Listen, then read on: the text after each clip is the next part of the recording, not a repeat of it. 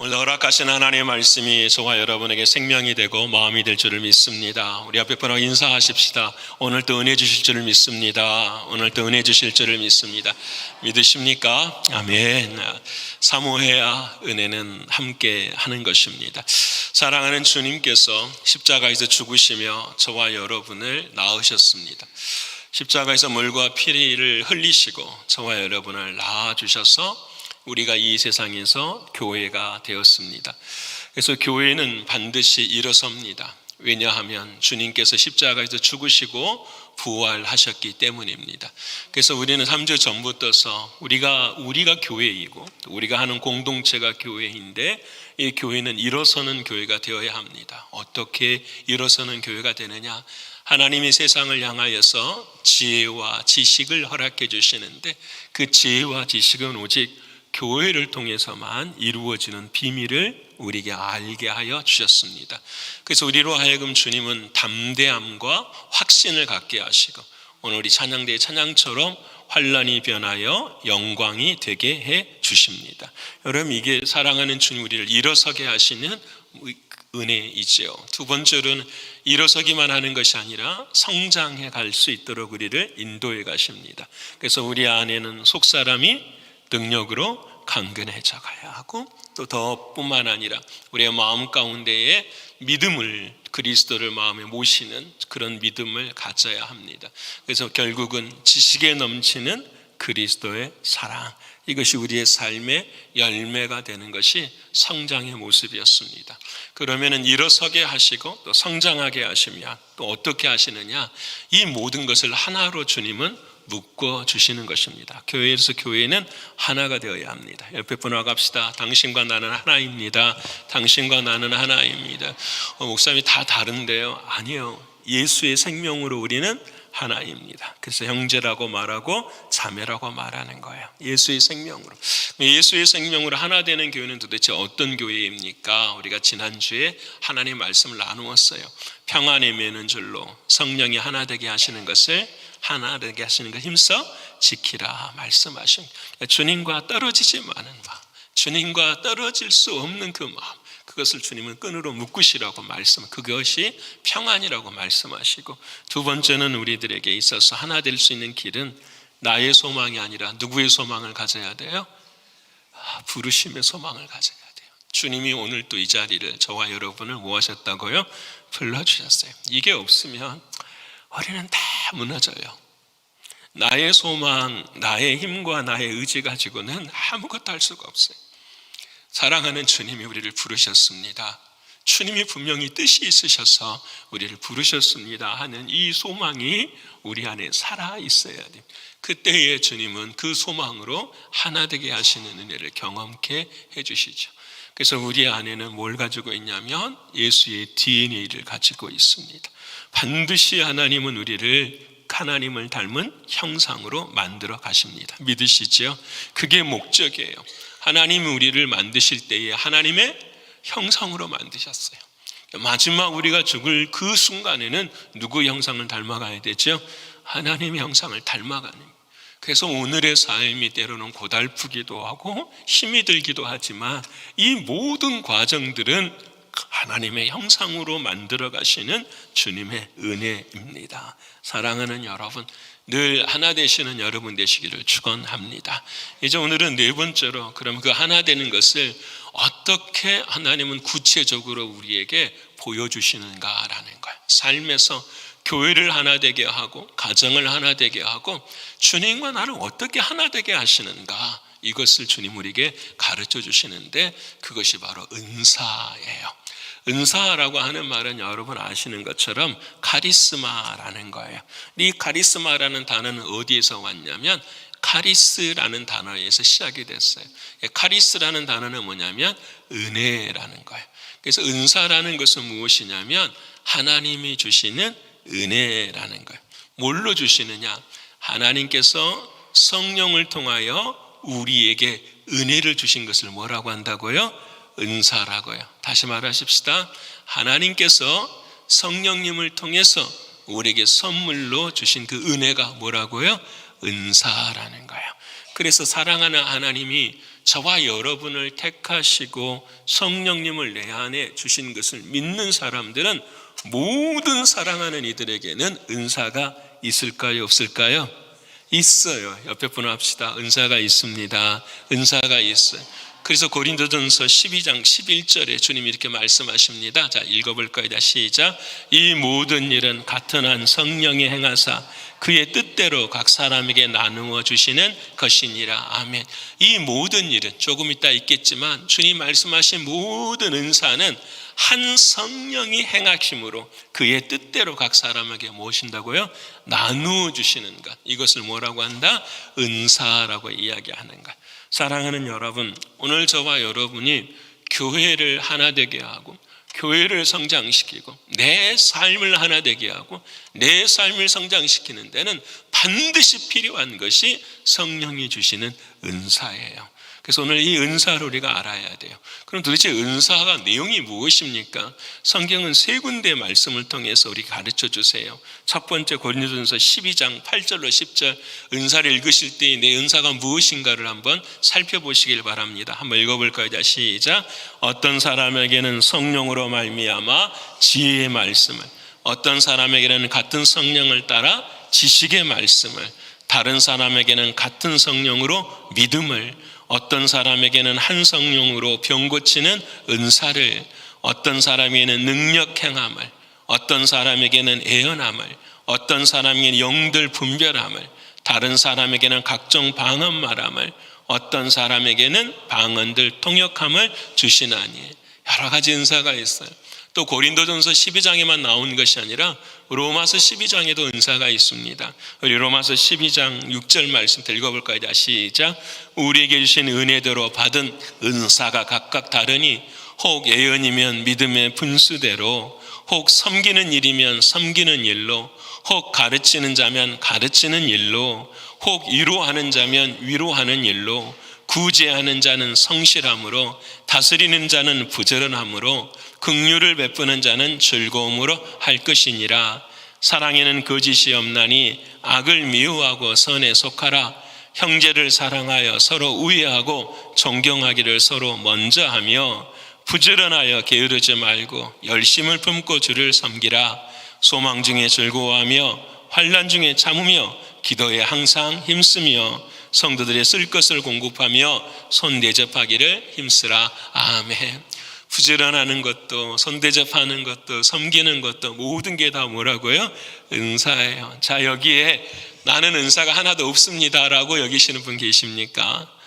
저희가 양육반을 하게 되면 그 양육반에서 꼭 하는 게 은사에 대한 연구를 하게 돼요. 그래서 나는 어떤 은사가 있을까? 우리가 함께 나눌 때에 거의 대부분의 모든 사람들은 전부 다 은사를 가지고 있어요. 사랑하는 여러분, 우리 모두가 다 하나님은 성령을 통해서 은사를 허락해 주셨어요. 근데 우리가 혼동하는 것 중에 하나가 뭐냐면 재능과 은사를 혼동할 때가 있어요. 은사는 특별하고 신비한 것으로만 생각할 때가 있어요. 여러분, 하나님께서 재능을 먼저 주시기도 해요. 노래를 잘하는 것도 뭐예요? 태어날 때부터 받은 재능일 수 있어요. 그런데 그 재능을 계속 개발하다 보면 뭐가 되는 거죠? 은사가 되는 거예요, 여러분. 또 하나님께서 아무것도 못하는 것처럼 은사를 주셨는데 은사도 여러분 개발하지 않으면 아무것도 사용할 수가 없는 거예요. 은사를 잘 개발하면 그것이 뭐가 되기도 하죠? 재능이 되기도 해요. 사람들은 그것을 재능이라고 여기며 바라볼 때가 있다라는 거예요. 사랑하는 여러분, 재능과 은사가 무엇이냐, 무엇이 중요한 것이 아니라 그 재능과 은사가 무엇을 향해 있느냐가 중요한 거예요. 아무리 재능이 높아도 여러분, 그것이 하나님의 영광을 위하지 않으면 그것은 우리에겐 재능이 될 수가 없고 은사가 될 수가 없는 거예요. 여러분, 예를 들어 보십시다. 방언의 은사를 받은 사람들, 애언의 은사를 받은 사람들, 여러분, 그런 분들이 하나님이 은사를 주신 건 맞아요. 근데 그 은사의 자리에 항상 서야 되는 거예요. 어느 자리보다도, 어떤 일보다도 뭘 먼저 해야 될까요? 기도하는 자리. 기도하는 자리에 있지 아니하고 내가 은사를 가지고 있습니다, 이건 말이 안 되는 거죠. 하나님이 내게 섬기는 은사를 주셨다고 한다면은 항상 섬기는 자리에 있어야 되는 게 맞는 거지요. 근데 섬기지 아니하고 하나님이 나에게 섬기는 은사를 주셨어, 이것은 말이 맞지 않는 거예요. 그래서 재능과 은사는 다 마찬가지예요. 하나님이 내게 주신 것으로 그 하나님을 기쁘시게 하는 것, 이것이 하나님 우리에게 주시는 은사인 것입니다. 사랑하는 성도 여러분, 그래서 그 은사를 오늘 4장 12절의 목적을 말하는데 우리 읽어볼 거예요. 자, 시작. 이는 성도를 온전하게 하여 봉사일을 하게 하며 그리스도의 몸을 세우려 하심이라. 아멘. 그냥 나만 즐거운 게 아니에요. 나름 나만을 위한 은사가 아니에요. 나의 기쁨을 위한 것이 은사가 아니라는 거예요.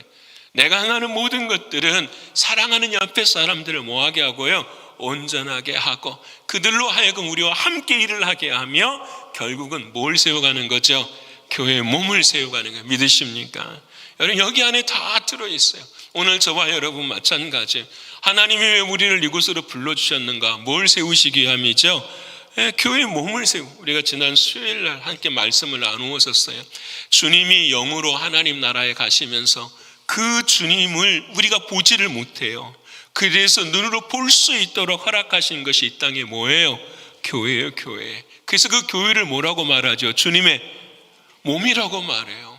그래서 이 말이 틀린 거예요. 뭐가 틀리느냐? 나는 예수를 사랑하는데 교회는 싫어해. 이 얼마나 어리석은 이야기고 교만의 이야기인지요. 왜? 주님은 이 땅의 교회를 자신의 뭐라고 말했어요? 몸이라고 말을 했는데 우리는 예수님을 사랑한다고 하면서 교회를 사랑하지를 않아요. 나는 신앙을 갖고 있는데 나는 교회 생활을 하지 않는다고 이야기들을 해요. 참으로 어리석은 모습이죠. 오늘 사랑하는 주님 우리에게 말씀하십니다. 여러분, 우리 모두에게 주님의 몸을 세우기 위해서 하나님 우리에게 은사를 베풀어 주셨습니다. 그 은사를 그럼 어떻게 우리가 활용할 것인가? 오늘 에베소 교회를 향하여 로마의 감옥에 갇혀있는 바울이 에베소 교회가 힘을 내기를 원했어요. 우리 신광교회도 힘을 내기를 원하는 거하고 똑같아요. 주님의 마음이 오늘 바울을 통해서 저와 여러분에게도 주시는 건 무엇이냐? 여러분, 은사가 활성하는 교회가 되려야 한다라는 거예요. 이 말은 무슨 말이냐면 주님의 몸에 지체들이 많아져서 그 지체가 지체의 역할을 잘 감당하는 교회가 어떤 교회냐? 복받은 교회라는 거예요. 이게 하나님 말씀은, 여러분, 하나님이 주목하시고 하나님이 기억하시고 하나님이 기뻐하시는 교회가 뭘까요? 여러분, 몸은 있는데 손도 움직이지 못하는 중풍병자와 같은 교회, 이게 교회일까요, 여러분? 아니잖아요. 사람들의 무리는 많아지는데 그 무리들이 은사를 활용할 수 없어서 몸만 비대해지는 그런 교회가 되어서는 안 된다라는 거예요. 우리의 신앙도 마찬가지예요. 아는 것 많고 지식은 많고 삶은 있는데 내 삶이 나의 삶의 행동을 받쳐주지 못하는 거예요. 다른 건 중풍병자하고 똑같아요. 알고는 있지만 손이 움직이지 아니하고 발이 움직이지 아니하면은 그러는 우리는 병자라고 이야기할 수밖에 없는 거예요. 사랑하는 여러분, 주님이 이루시기를 원하시고 바라시는 것은 움직이는 교회가 되기를 원하시는 거예요. 거창하고 화려한 것들이 아니라 하나님이 허락하신 곳 어느 순간 어느 자리에서도 내게 주신 그 은사를 가지고 한 걸음 한 걸음 걸어가는 복된 교회, 그 교회가 하나님께서 살아계시는 복된 교회인 줄을 믿습니다. 사랑하는 여러분, 우리 교회가 그런 교회 되기를 축원합니다. 자, 그러면 은사는 오늘 본문의 말씀에 에베소는 어떻게 말씀하는가? 7절의 말씀을 한번 읽어보십시다. 자, 시작. 우리 각 사람에게 그리스도의 선물의 분량대로 은혜를 주셨대요. 그러니까 은사는 뭐라는 거죠? 은혜예요. 옆에 분 합시다. 은사가 은혜입니다. 은사가 은혜예요. 이 말이 참 감사하더라고요. 여러분, 우리에게 할 수 있는 모든 것들은 뭔가를 하기 이전에 뭐가 먼저라는 거죠? 은혜라는 거. 은혜라는 말은 다른 게 아니에요. 내가 할 수 없는 것을 누가 주시는 거죠? 하나님이 주시는 거예요. 믿으십니까? 나의 어떠한 능력으로도 할 수 없는 것을 하나님이 주시는 거예요. 여러분, 구원, 죄사함, 또 신앙생활, 믿음, 은혜, 모든 것뿐만 아니라 우리가 생활을 하다 보면 할수록 고백하게 되는 게 뭐예요? 은혜 아니면 할 수 있는 게 없어요. 은혜 아니면, 진짜로 은혜 아니면 아무것도 할 수 있는 게 없어요. 오히려 은혜 없이 하는 것은 전부 다 어떻게 해요? 어그러지고 힘들어지는 거예요. 그래서 여러분, 은혜가 바탕이 되지 않으면 지쳐요. 힘들어요. 이것이 참 중요한 거예요. 저 사람은 참 은사가 있어. 이건 뭐냐면 진짜 힘든 일을 하는데 얼굴이 어떻게 해요? 늘 기뻐하고 감사하고 마음 가운데 기도가 쉬지 않는 거예요.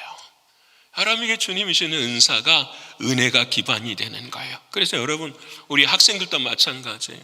어떤 학생들이 내 비전이 뭐냐, 꿈이 뭐냐, 그걸 선택할 때 마음속에 뭐가 있는 거죠? 기쁨이 있는 거예요. 그것만 생각하면은 마음에 공부하기 싫더라도 뭐예요? 공부하고 싶은 마음이 들기 시작하는 거예요. 그걸 우리는 뭐라고 말하냐? 비전. 또 그 비전이 커서 재능이 되고 그 재능이 은사가 되기 시작하는 거예요. 여러분, 교사도 그러지 않나요? 처음부터 태어날 때부터 잘 가르치는 사람이 있어요, 없어요? 없어요. 하나님께서 그 길을 인도해 주셔서 한 해 사랑하는 여러분들을 교사로서 훈련시키다 보니까 남들보다 어떻게 해요? 잘하게 되는 거예요. 근데 그 잘하는 것 이상의 마음속에 뭐가 있어야 되느냐? 기쁨이 있어야 되는 거예요. 소명이 있어야 되는 거예요. 그래야 그 일을 할 수 있게 되는 거예요. 여러분, 믿으십니까? 여러분, 제가 예전에도 이야기했지만 제가 한국에 있을 때는 고등학교 선생을 했습니다. 내가 선생을 할 때 저희 아버지가 초등학교 선생님이셨는데 저에게 그런 말씀을 하더라고요. 제가 정식으로 발령받는 날 뭐라고 말씀하시면 저를 불러다 놓고 딱 말씀하시는 거예요. 저희 아버지는 45년 이상을 하셨죠. 교감선생님으로 자리에 있을 때에 저에게 교사의 사람들을 자신이 바라보니까 두 가지라는 거예요. 뭐가 있냐면, 한 사람은 하기 싫은데 억지로 하는 사람이 있다라는 거예요.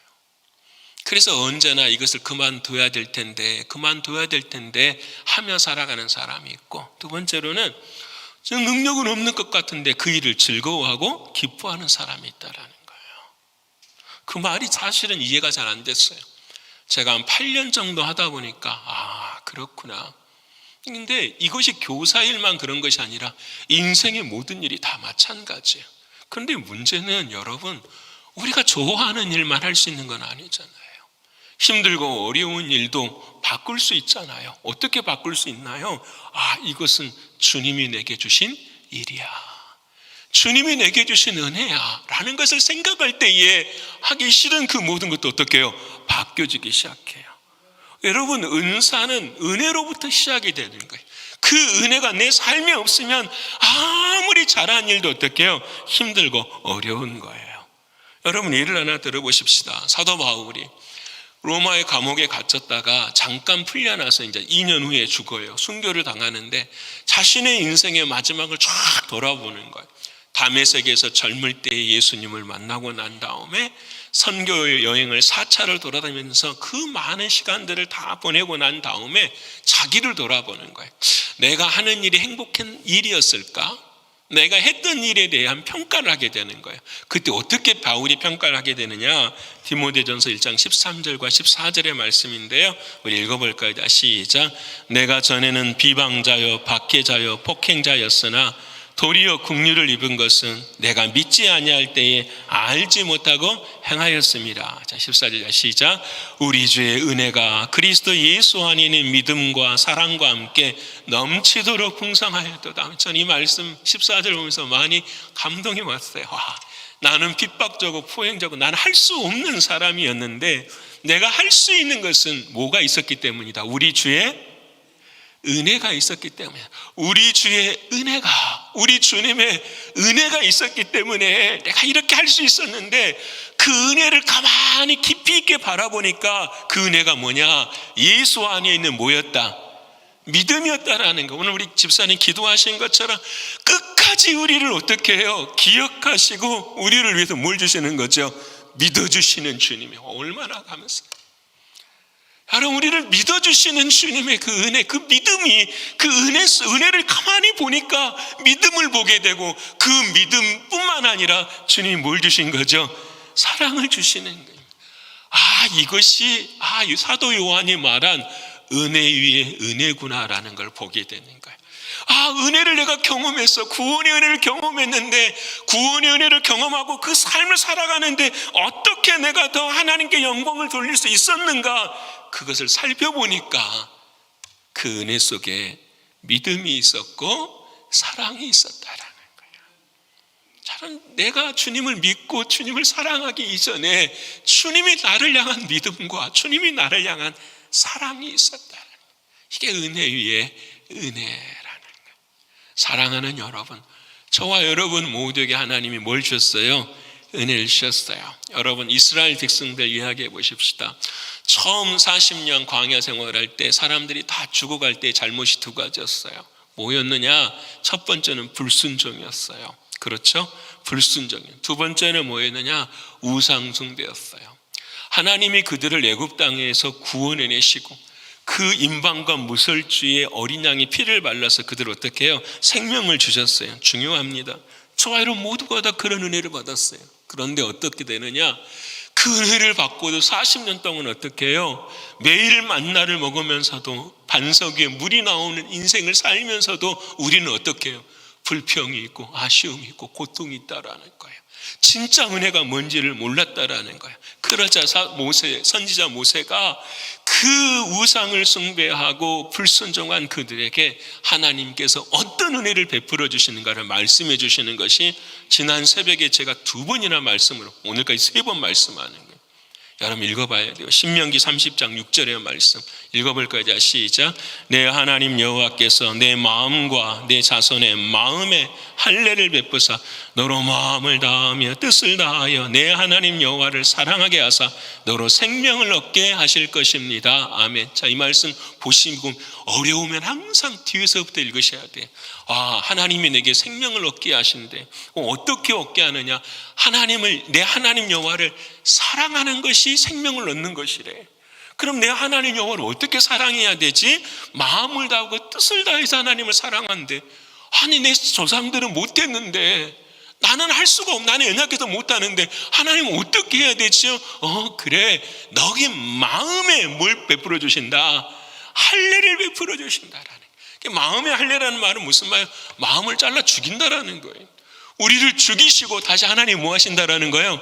살리신다라는 거예요. 어디를? 우리의 마음을, 굳어버리는 우리의 마음을 주님은 죽이시고 다시 살려버리시고 그 주님의 은혜로 마음과 뜻과 정성을 다해 누구를 사랑하게 되죠? 하나님을 사랑하게 된다는 거예요. 그게 저와 여러분에게 임한 줄을 믿으십니까? 이게 새 언약인 거예요. 이게 새 언약인 거예요. 예전에는 내가 한다고 했는데 지금은 내가 할 수가 없어요. 누가 해주셔야 돼요? 내 안에 은혜가 임해야 돼요. 마음의 할례에 은혜가 임해야 되는 거예요. 그 하나님이 그 은혜를 베풀어 주셨어요. 믿으시죠? 그런데 여기까지 우리가 멈춰버려요. 여기까지. 예를 들어 볼까요? 목이 진짜 말라. 어떤 목이 마르냐면 하나님을 사랑하고 싶은 목이 말라. 우리 찬양팀들도 마찬가지.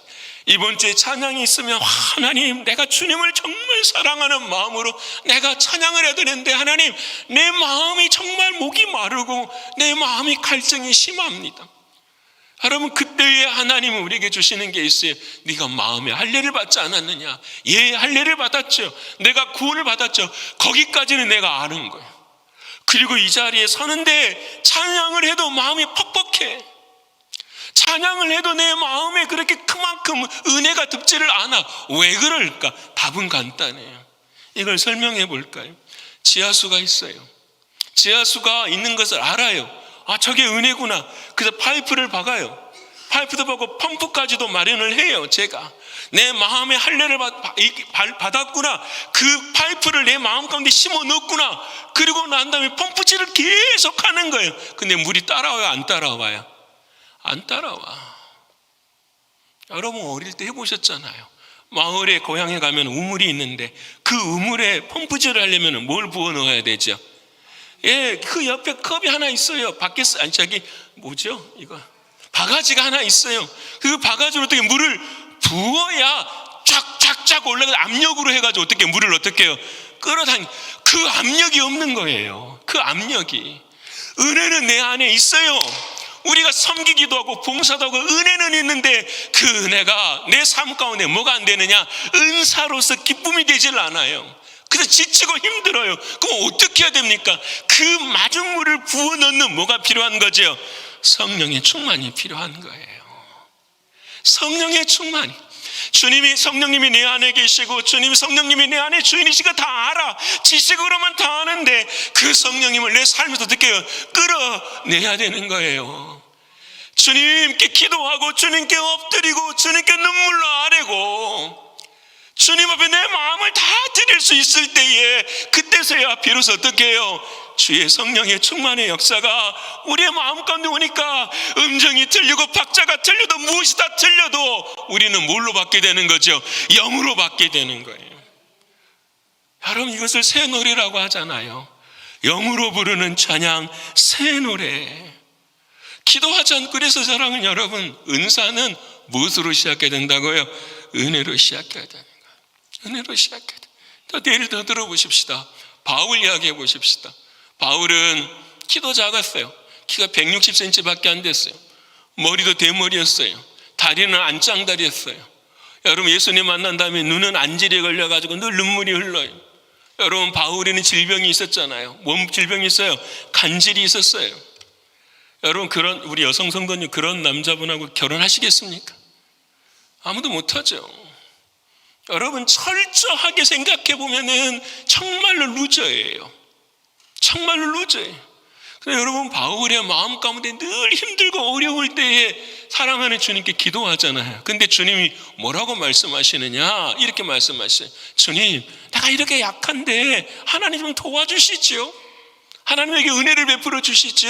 이렇게 기도했어요. 그랬더니 주님이 뭐라고 말씀하시냐면 내 은혜가 내게 족하다.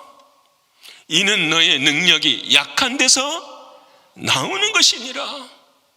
너의 그 연약함을, 너의 그 약함을 누가 도와주신다라는 거죠? 주님의 성령께서 도와주신다라는 거예요. 교회는 다른 것 없어요. 성령의 충만의 역사가 임하는 걸 믿으시기를 축원합니다. 그래서 여러분 우리가 찬양할 때마다 뭘 더 많이 찬양해야 돼요? 은혜를 많이 찬양해요. 옆에 분 합시다. 은혜를 많이 찬양하십시다. 은혜를 많이 찬양해야 돼요.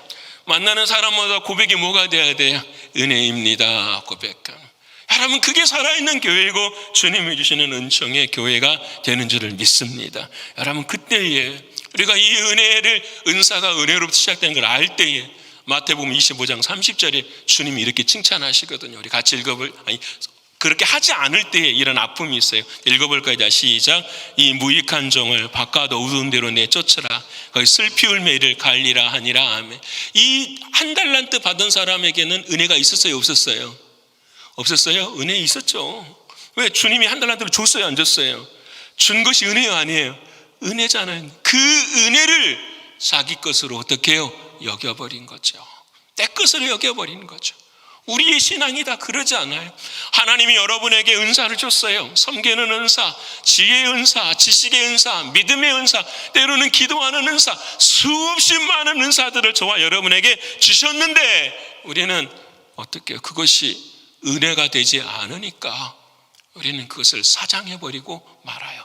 그때 주님이 말씀하시는 거예요. 내쫓으라. 거기서 슬피 울며 이를 뭐하리라? 갈리라 말씀하시는 거예요. 사랑하는 여러분, 이런 자리에 서지 않는 저와 여러분 되시기를 축원합니다. 그래서 이제 두 번째로, 그러면 은혜는 또 오늘 본문에 뭐라고 말씀하시느냐? 12절의 말씀 한번 읽어볼까요? 시작. 이는 성도를 온전케 하며 봉사일을 하게 하며 그리스도의 몸을 세우려 하심이라. 아멘. 이 말을 한마디로 바꾸면 은사는 뭐 하는 거냐? 섬기는 거예요. 옆에 분 합시다. 섬겨야 합니다. 섬겨야 합니다. 그래서 여기서 나오는 봉사라는 말이 여러분 헬라어로 디아코노스라는 말, 이게 집사라는 뜻이에요. 이 집사라는 게 우리는 굉장히 높이 부르는 종이잖아요. 높이 부르는 이야기 같잖아요. 그렇잖아요. 집사는 다른 게 아니라 종이에요. 종. 하인이에요. 하인. 여러분 우리가 누구누구 집사님 그러면 뭐가 되는 거죠? 누구누구 종, 누구누구 하인 이렇게 부르는 거예요. 여러분 주님께서는 이렇게 말씀해 주시는 거예요. 여러분 우리로 하여금 은사를 가진 사람들은 전부 다 뭐라고 말씀하시는 거예요? 종이라는 거예요. 첫 번째는 누구의 종이 되어야 될까요? 주님의 종이 되어야 돼요. 누가 하는 이야기를 들어야 돼요? 주님이 하는 이야기를 들어야 돼요. 믿으십니까? 주님이 하는 이야기를 듣는 것이, 그 사랑하는 예수님도 늘 누구 이야기 듣고 살았어요? 하나님 아버지가 어디 계셨으니까. 자, 예수님 안에 계셨어요. 그래서 아버지가 내 안에 있는 것 같이 너희도 누구 안에 있으리라? 내 안에 있으리라 말씀하시는 거예요. 영으로서 늘 하나님과 예수님은 하나라는 사실. 그래서 여러분, 주와 합하는 자는 한 영이니라 말씀하시는 거예요. 주와 합하는 자는 한 영이에요. 한 생명으로 같이 하는 사람. 그래서 우리는 누구의 음성을 듣고 하인의 삶을 살아야 되느냐? 예수 그리스도. 그 사랑하는 주님은 어떻게까지 들으셨냐면은 철저하게 잡으세요. 하나님께 예수님이 음성을 들었어요. 너는 이렇게 섬겨야 돼. 어떻게 섬겨야 되지요? 그때에 하나님께서 예수님에게는 뭐라고 말씀하시냐면 이렇게 말씀하시죠. 너가 육신의 옷을 입고 세상에 가야 돼. 그리고 어린 마구간에서 어떻게 태어나야 돼. 그리고 30년 동안 너는 세상의 사람들을 고난과 아픔을 다 겪고 살아야 돼. 그리고 마지막에는 뭐예요? 십자가까지 어떻게 짊어지고 걸어가야 돼. 거기 안에 배신도 있고 배반도 있고 눈물도 있고 아픔도 있는 그런 인생을 다 살아야 돼. 여러분, 이 시선이 하나님 앞에서의 시선이에요. 사람 앞의 시선이에요. 여러분, 다시 말씀해요. 하나님이 예수님을 섬기게 하시는데 그 예수님의 시선이 하나님을 향해 있어요? 아니면 누구를 향해 있어요? 사람들이. 이게 바로 섬김의 근본 원리예요. 섬김은 어디까지 섬겨야 되느냐? 상대방의 자리에까지 섬겨야 되는 거예요. 그 사람의 뭐예요? 위치에 맞춰야 되는 거예요. 왜 우리가 섬기지 못하느냐? 누구 위치를 주장하니까 그렇죠? 내 위치를 왜 나만큼 못해? 딱 한 가지 아니에요? 왜 나만큼 못해? 딱 이 생각까지. 주님이 말씀하시는 섬김이라는 것은 상대방까지 어떻게 해요? 섬기라고 하면. 그래서 섬김은 진짜 힘든 거예요. 여러분, 하나님께서 왜 우리를 구원시키시고 왜 천국으로 데려가지 않으실까요? 여러분, 답은 간단하지 않아요? 여러분, 세상에서 하나님의 나라가 확장되어야 되는 거잖아요. 하나님의 확장되기 위해서는 누구를 하나님이 사용하시죠? 저와 여러분을 사용하십니다. 그거 똑같은 거예요. 저와 여러분의 일상 가운데 살아가는 것처럼 우리도 항상 영적인 전쟁을 어떻게 해요? 이루며 살아가야 되는 거예요. 육신이 주인 되는 것과 누가 주인이 돼야 돼요? 영이 주인이 되는 것입니다. 사랑하는 주님이 내 안에서 주인 될 때, 다시 말하면 영의 생명으로 육신의 생명을 이겨낼 때에 뭐가 되느냐? 섬김이 된다라는 거예요. 사랑하는 여러분, 하나님이 이것을 주신 걸 믿으십니까? 아멘. 오늘 이 아침에 저와 여러분 예배를 드리면서 이 믿음이 있어야 돼요. 하나님, 내가 섬기되 육신의 모습으로 섬기는 것이 아니라 영의 생명으로 섬길 수 있는 자 되게 하여 주시옵소서라. 오직 하나님이 원하시고 바라시는 일을 감당하는 우리가 되어야 하는 것, 이게 주님 말씀하시니까. 사랑하는 여러분, 여러분은 우리 신광교회로 보내주셨어요. 믿으시죠? 왜 보내주셨을까요? 은사를 회원하기 위해서.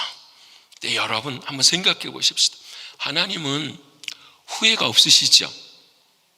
하나님은 실수가 없으시죠? 하나님이 실수가 있다면 하나님 안 믿어야죠. 그러잖아요. 하나님 후회가 없고 하나님 실수가 없으시죠. 자, 그러면 여기에 여러분을 하나님이 인도하시는 것도 후회가 없고 실수가 없는 거 맞죠?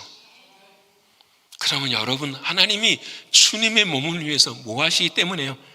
필요하시기 때문에. 기억하십시다.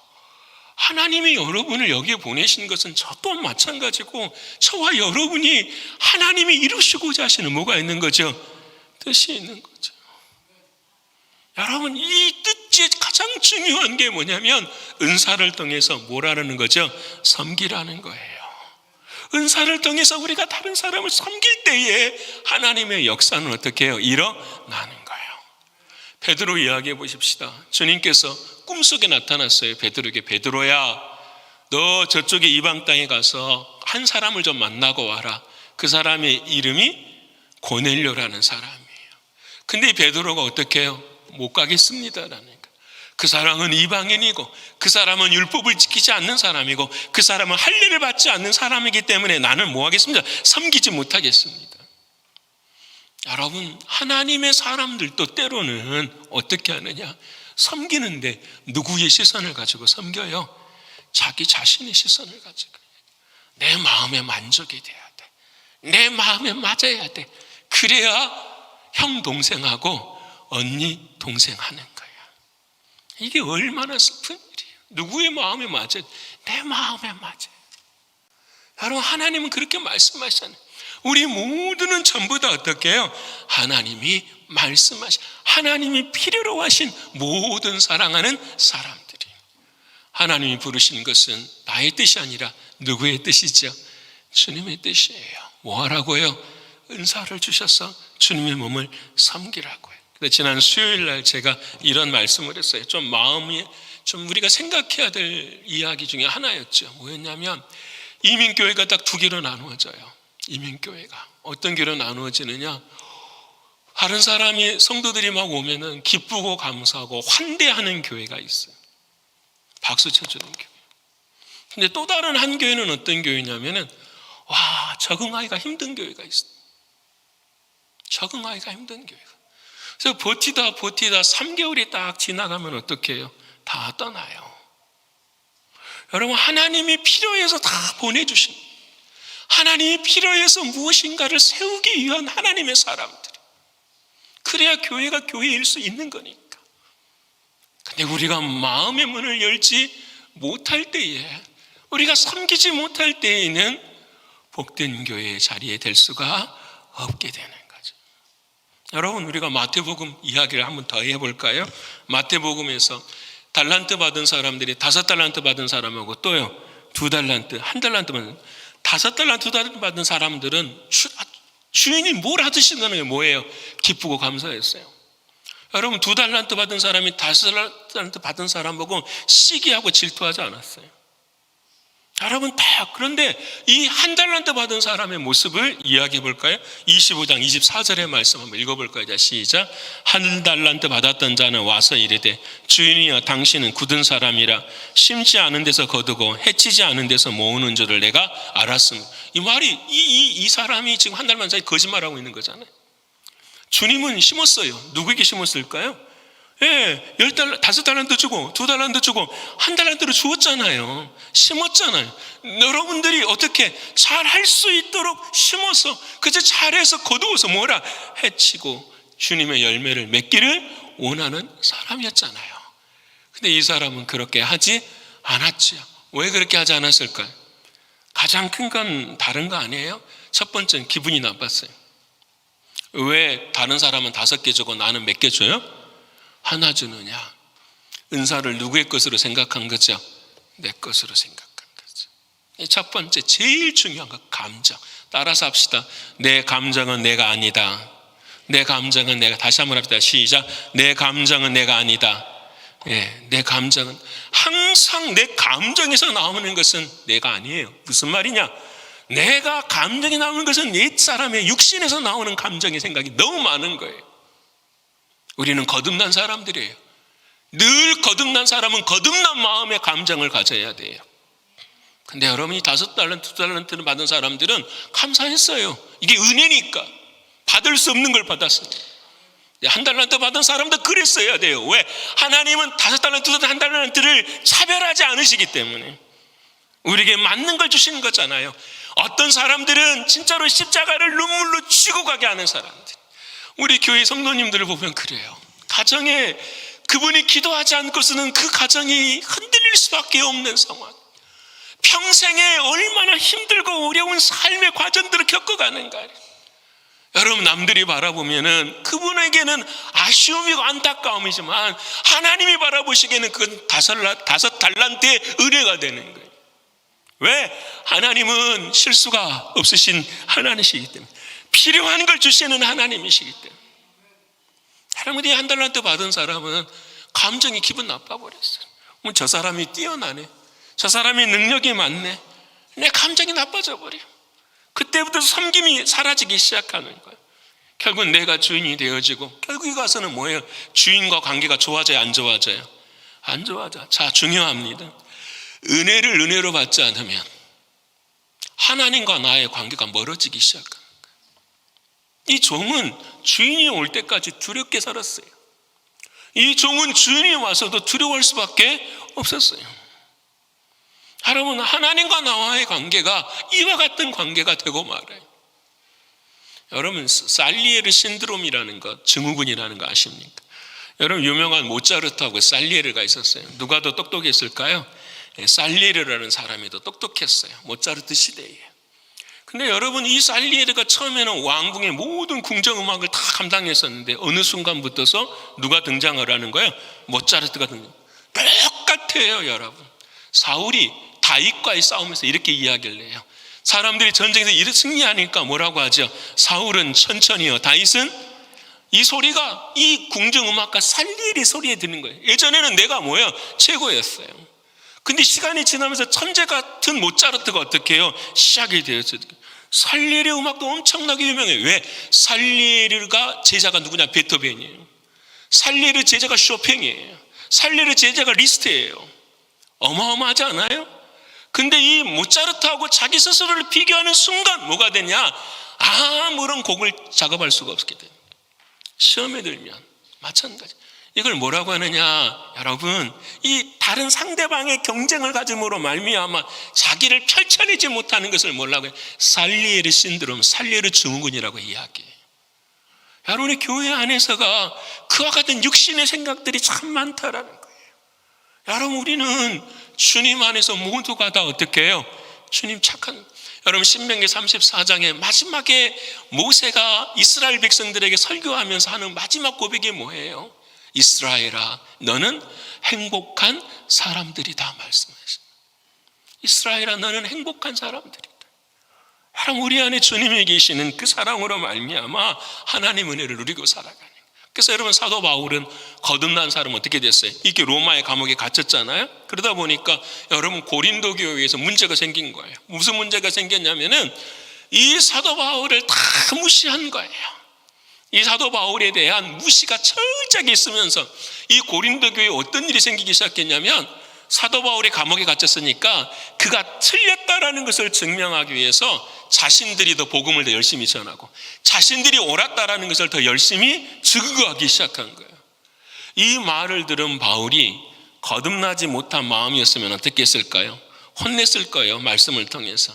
그런데 바울이 뭐라고 이야기하냐? 하나님께 감사하더라. 왜냐하면 이렇게든 저렇게든 누구의 영광만 드러나니까 하나님의 영광만 드러나니까. 이것을 뭐라고 표현하느냐? 믿음의 진보라고 표현하는 거예요. 사랑하는 여러분, 오늘 저와 여러분에게도 믿음의 진보가 있기를 축원합니다. 내가 생각하는 것만 갖고 있지 말고 하나님, 더 큰 하나님.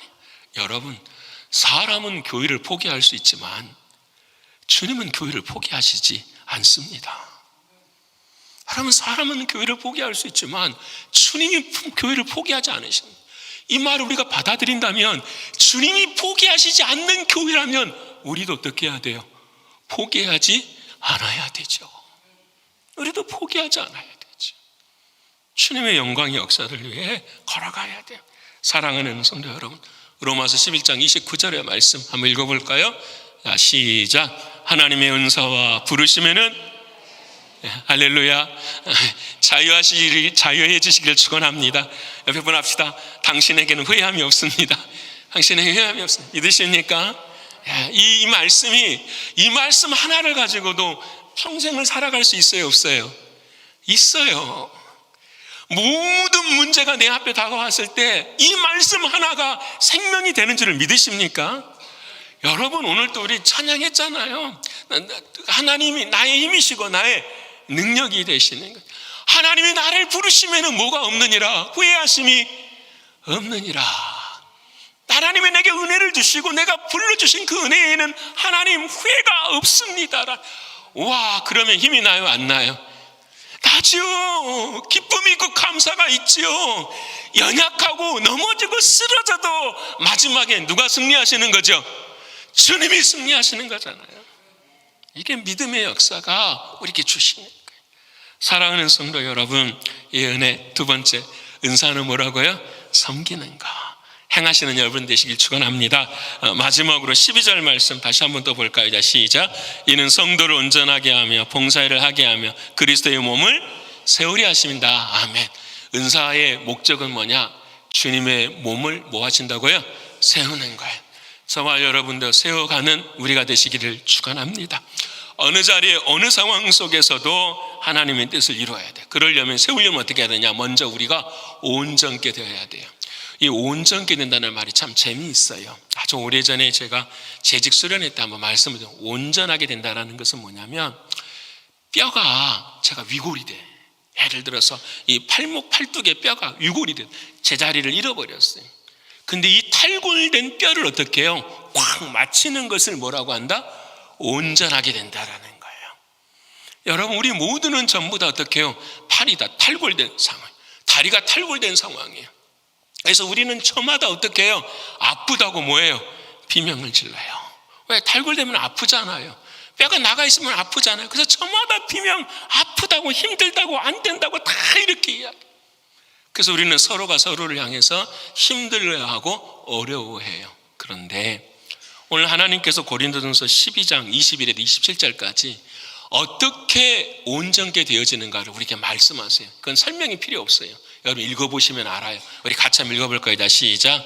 눈이 손더러 내가 너를 쓸 데가 없다 하거나 또한 머리가 발더러 내가 너를 쓸 데가 없다 하지 못하리라.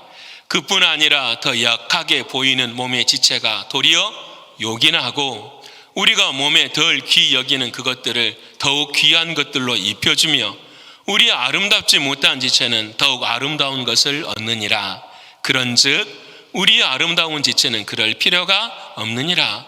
오직 하나님이 몸을 고르게 하여 부족한 지체에게 귀중함을 더하사 몸 가운데서 분쟁이 없고 오직 여러 지체가 서로같이 돌보게 하셨느니라. 만일 한 지체가 고통을 받으면 모든 지체가 함께 고통을 받고 한 지체가 영광을 얻으면 모든 지체가 함께 즐거워하느니라. 너희는 그리스도의 몸이요 지체의 각 부분이라. 아멘. 손과 발이 어떻게 해요? 하나 된다라는 것. 부족함이 있어도 서로 어떻게 해요? 귀중하게 여긴다라는 거예요. 마음을 하나로 바꾸고 하나로 해서 우리가 다른 것은 할 수 없지만 기도를 통해서 이루실 수 있는 우리 모두가 되기를 소원합니다. 그래서 여러분 보세요. 이렇게 할 수 있는 방법이 뭡니까? 라는 거예요. 고린도서 12장에 27절까지 여러분 이렇게 하셔야 됩니다. 이런 은사가 여러분에게는 뭐합니다? 필요합니다. 그런데 주님이 말씀하시죠. 12장 31절 마지막 절 시작. 너희는 더욱 큰 은사를 사모하라. 내가 또한 가장 좋은 길을 너희에게 보이리라. 아멘. 제가 숙제 한번 내볼게요. 너희는 더욱 큰 은사를 사모하라. 큰 은사가 뭐죠? 큰 은사가 뭘까요, 여러분? 여러분, 이 모든 일을 하기 위해서는 뭐가 필요합니다? 큰 은사가 필요합니다라는 게.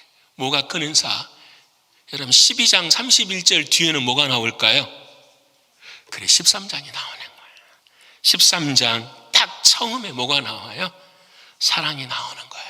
그래서 마지막 13장 마지막에 믿음, 소망, 사랑 중에 이 세 가지는 항상 있을 줄인데 그 중에 제일은 무엇이라? 사랑이라. 어떤 사랑일까요? 어떤 사랑요? 사랑은 오래 참고 온유하고. 어떤 사랑이 그렇죠? 주님의 사랑이에요. 인간의 사랑 말고 누구를 사랑하라는 거죠? 주님의 사랑. 이게 중요해요. 우리가 왜 은사를 통해서 교회가 시끄러워지고 어려워지는가? 누구 사랑으로 함께 합니까? 사람 사랑으로 함께 하니까. 누구의 사랑이 있어야 돼요? 주님의 사랑이 있어요. 그래서 여러분 로마서 14장 17절과 18절 말씀 너무 중요한 말씀입니다. 시작. 하나님의 나라는 먹는 것과 마시는 것이 아니요 인간의 사랑이 아니라는 거예요. 자 시작. 오직 성령 안에 있는 의와 평강과 희락이라. 성령이 중심이 돼야 된다요. 18절 자 시작. 이로써 그리스도를 섬기는 자는 하나님을 기쁘시게 하며 사람에게도 뭘 받느니라. 첫 번째는 누구를 기쁘시게 해야 돼요? 여러분 직분자들 잘 들으셔야 돼요. 우리의 모든 사역은 누구를 먼저 기쁘게 해야 돼요? 하나님을 기쁘게 해야 돼요. 하나님을 기쁘시게 하는 사역인지를 놓고 기도해야 되는 거예요. 그런데 많은 사람들이 사람의 소리를 먼저 많이 들어요. 사람이 기뻐하는 일, 사람이 힘든 일은 안 해요. 여러분, 하나님을 기쁘시게 하는 일을 하면은 그 다음에는 누구도 행하게 되는 거죠. 사람도 기쁨을 얻게 되는 걸 믿으십니까? 이걸 교회가 바꿔버리, 이 질서를 바꿔버리니까 아픔이 되는 거예요. 사랑하는 여러분, 우리는 힘들고 어려울지라도 하나님을 먼저 기쁘시게 하면 하나님은 반드시 우리를 기쁘게 하시는 줄을 믿으십니까? 아멘. 이게 하나님 우리에게 말씀해 가시는 거예요. 그러게 여러분, 주님의 몸된 성전을 세워갈 때에 우리는 모두가 다 협력을 해야 돼요. 우리가 지난 수요일 날 이와 같은 찬양을 드렸어요. 주님 나를 찾으시면 주님을 어떻게 만날까? 주님이 나를 부르시면 나는 어떻게 주님을 만날까? 주님이 나를 보시고 무엇라고 하실까? 주님이 내게 오시면 내가 어찌 대할까? 여러분, 참 저도 찬양을 부르면서도 마음이 힘들더라고요. 주님이 나를 부르시면 나는 어떻게 주님을 만날 수 있고, 주님이 내게 뭐라고 말씀하시면 나는 뭐라고 대답을 할 수 있을까? 열심히 살고 있냐? 최선을 다하고 있느냐? 정말 하나님의 은사 가운데 그렇게 살아가느냐 물으시는 말씀 앞에서 참 힘이 없어요. 정말 그래서 이번 주 설교를 준비하면서 오늘 아침까지도 자신이 없는 거예요. 제 마음에도. 참 힘들지만 하나님께서 힘 주셔서 오늘 말씀을 전하지만, 오늘 하나님이 이런 우리를 바라보시면서 이런 마음을 갖지 않을까 하면서 예화를 하나 제가 찾아봤었어요. 그게 뭐냐면 이런 거였어요. 뉴욕에 아주 있었던 그 가수인데 지미 듀란트라는 사람인데, 제가 그 사람의 노래도 한번 들어봤어요. 들어봤더니 참 재즈풍의 좋은 노래예요. 근데 2차 세계대전 때 이 사람이 뉴욕에 살았었는데, 이 사람이 하도 인기를 끄니까 각 부대마다 이 사람을 초청해서 위문 공연을 하고 싶은 거예요. 근데 너무 방송이 바쁘고 힘드니까 시간을 못 내는 거예요. 어느 부대에서 이 사람을 향해서 초청을 했어요. 그랬더니 이분이 딱 한 곡만 부르고 내가 갈 수 있겠습니다라고 이야기를 한 거예요. 그래서 그분이 와서 한 곡을 불렀는데 많은 사람들이 기뻐하고 즐거워하는 거예요. 박수 치면서 함께. 근데 이 사람이 한 곡을 부르고도 2분이 지나고 3분이 5분이 지나고 10분이 지나도 자리를 안 떠나는 거예요. 그러자 뒤에 있는 사람이 와서, 아니 당신 스케줄이 바쁘다면서 왜 안 떠나십니까? 근데 이때에 이 사람이 이렇게 이야기하네. 제가 이 모습을 보고는 떠날 수가 없습니다 라는 거예요. 어떤 모습을 떠날 수 없느냐, 그 그림 한 장을 보여주면 이걸 그림을 표현하는 거예요. 자기가 노래하고 있는데 앞에 상위군인 두 사람이 앉아 있는 거예요. 근데 한 사람은 오른팔을 잃어버리고 한 사람은 왼팔을 잃어버린 거예요. 근데 이 두 사람이 함께 앉아가지고 노래를 부르는데 박수를 치는데, 한 사람은 오른팔로 한 사람은 왼팔을 맞춰가지고 박수를 치는 거예요. 이 모습을 보고 이 사람이 길을 떠날 수가 없다라고 말해요. 제가 이 예화를 묵상하면서 그렇구나. 하나님이 오늘 이 아침에 저와 여러분에게도 우리 교회도 박수 쳐주는 교회가 되었으면 좋겠다. 박수 쳐주는 교회가. 어떻게 박수 쳐줄까? 우리는 양팔이 다 없어도, 어떤 사람은 오른팔만 있고 어떤 사람은 왼팔만 있어도 서로 어떻게 해요? 박수의 소리만 맞춰내면 하나님 뭐 하실 수 있겠다? 기뻐하실 수 있겠다. 그런 생각이 들어요. 사랑하는 여러분, 주님이 박수 쳐줄 수 있는 그런 교회, 주님이 박수 쳐줄 수 있는 그런 가정, 주님이 박수 쳐줄 수 있는 우리들의 믿음 되기를 소원합니다. 그때 저와 여러분을 하나님 부르셨고 이 자리에 세우셨고 은사를 허락하여 주셨습니다. 은사가 은혜임을 놓치지 않고, 은사가 섬긴다는 것을 놓치지 않고, 은사는 끝까지 세워가는 것임을 놓치지 않고 우리 하루하루를 하나님의 나라의 확장을 위해 살아가시는 저 여러분 모두가 되시기를 간절히 축원합니다.